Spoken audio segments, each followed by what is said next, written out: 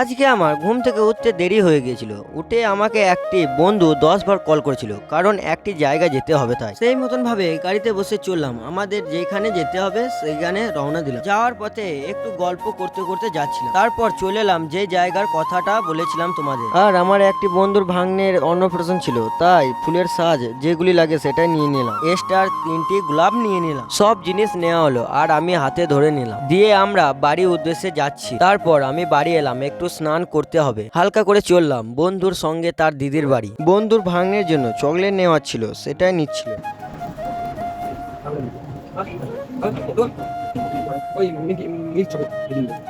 আর আমার চা না খেলে তো কোথাও যাওয়া হয় না, তাই 2টি চা বললাম। তাই সেই মতন চা দিয়ে দিল, তাই হালকা করে খাওয়া শুরু করলাম। তারপর অটো ধরে আমরা চললাম। আমরা চলে এলাম, এসে দেখি টোপর পরে রেডি হয়ে গেছে ভাং। সেই মতন ভাবে আয়োজন করতে লাগলো, কারণ ভাত খাওয়ানো হবে। তারপর খাওয়ানো হলো, আমি একটু খেয়ে নিলাম। হালকা করে খাওয়া দাওয়া হলো আর চললাম বাড়ির পথে। ব্লগটা এখানে শেষ করলাম। আর ব্লগটা ভালো লাগলে লাইক সাবস্ক্রাইব করে দিও। দেখা হচ্ছে অন্য ব্লগে।